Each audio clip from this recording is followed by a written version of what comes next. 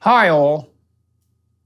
It is, of course, completely presumptuous of me to dare to write and broadcast a video entitled Message to the Christian Churches, but I'm going to do it anyway because I have something to say and because that something needs to be said.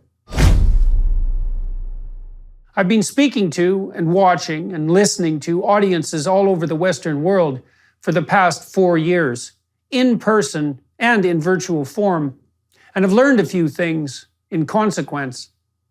It all started in some sense with the lectures I did on Genesis in 2017. My family and I took a risk and rented out a theater in Toronto on the off chance that there might be an audience for what might be described as a psychological approach to our ancient stories. And lo and behold, and miracle of miracles, there was.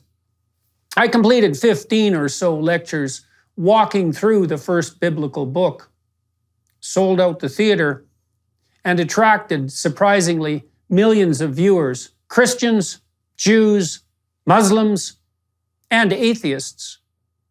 And most of the people who attended live, and the majority of those who watched online, were young men. That is not a phenomenon that can be easily accounted for.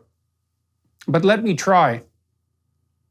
Now, in the West, because of the weight of historical guilt that is upon us, a variant of the sense of original sin in a very real sense, and because of a very real attempt by those possessed by what might be described as unhelpful ideas to weaponize that guilt, our young people face a demoralization that is perhaps unparalleled. This is particularly true of young men, although anything that devastates young men will eventually do the same to young women. And that, in this era of antinatalism and equally reprehensible nihilism, is precisely the point.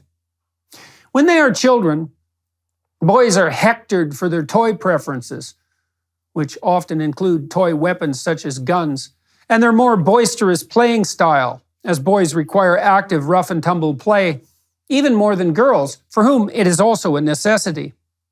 When in grade school, boys are admonished, shamed, and controlled in a very similar manner by those who think that play is unnecessary, particularly if it's competitive, and who value a docile, harmless obedience above all. Shades of Dolores Umbridge. Following all that, because that's not enough, even when pursued assiduously for total demoralization, is the inculcation of an extremely damaging ideology, which essentially consists of 3 accusations.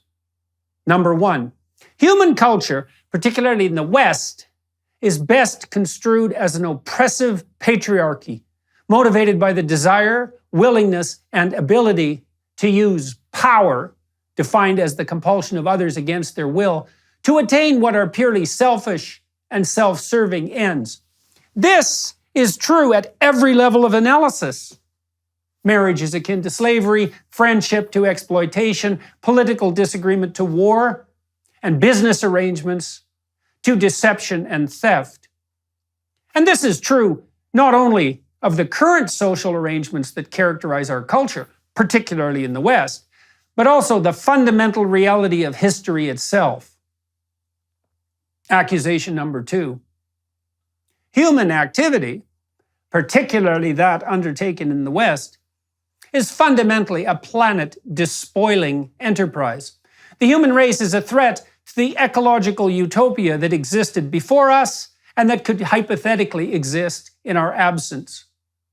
We might well be construed even as a cancer that threatens the very viability of the complex systems that make up the ecosystem of the earth that shelters and supports us. We are facing a Malthusian catastrophe of overpopulation and biosphere degradation. And we have to place extreme limits on our wants, even our needs, so that survival itself, even in a much reduced form, can be guaranteed. Accusation number 3.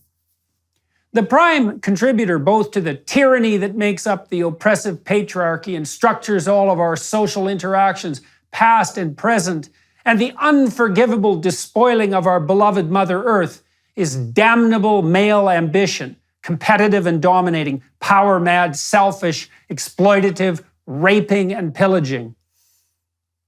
You might think that I'm overstating the case.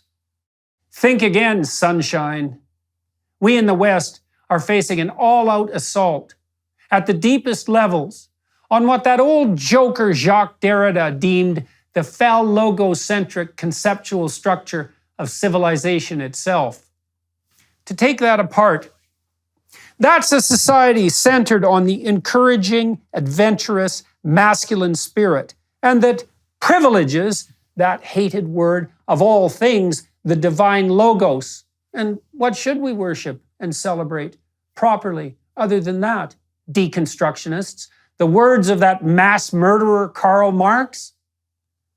And it is precisely those young men who are deeply conscientious, capable of guilt and regret, who have come to believe in pain that every deep impulse that moves them out into the world for the adventure of their life, even that impulse drawing them to women, is nothing but the manifestation of a spirit that is essentially satanic in nature.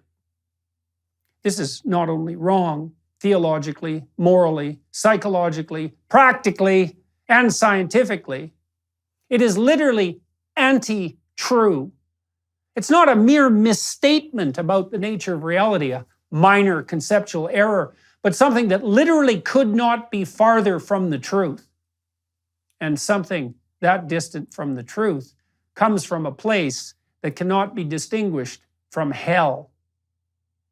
The Christian church is there to remind people, young men included, and perhaps even first and foremost, that they have a woman to find, a garden to walk in, a family to nurture, an ark to build, a land to conquer, a ladder to heaven to build, and the utter terrible catastrophe of life to face stalwartly in truth, devoted to love, and without fear. Invite the young men back. Say, literally, to those young men, you are welcome here. If no one else wants what you have to offer, we do. We want to call you to the highest purpose of your life. We want your time and energy and effort and your will and your goodwill. We want to work with you to make things better, to produce life more abundant for you and for your wife and children and for your community and your country and the world. And we have our problems in the Christian church. We are moribund and sometimes, far too often, corrupt, and sometimes deeply so. We are outdated, as are all institutions with their roots in the dead, but still often wise past. So join us. We'll help fix you up, and you can help fix us up. And together, we'll aim up. And here's a message to those young men skeptical about such things. What else do you have? You can abandon the churches in your cynicism and disbelief. You can say to yourself, narcissistically and solipsistically, the church does not express what I believe properly. Who cares what you believe? Why is this about you? Do you even want it to be about you? What if it was about others? What if it was about your duty to the past and to the broader community that surrounds you in the present? What if it was incumbent upon you and vital to your health and willingness even to live, to rescue your dead father from the belly of the beast, where he has always resided, and to restore him to life? Once again, to the churches, Protestant, you're the worst at the moment. Catholic, Orthodox. Invite young men. Put up a billboard. Say, young men are welcome here. Print some flyers and put them in a box by the billboard. Signal the existence of those flyers with an arrow with the words, more information about attending here. Tell those who have never been in a church exactly what to do, how to dress, when to show up, who to contact, and most importantly, what they can do. Ask more, not less, of those you are inviting. Ask more of them than anyone ever has. Remind them who they are in the deepest sense and help them become that. Your churches, for God's sake. Quit fighting for social justice. Quit saving the bloody planet. Attend to some souls. That's what you're supposed to do. That's your holy duty. Do it now, before it's too late. And the hour is nigh.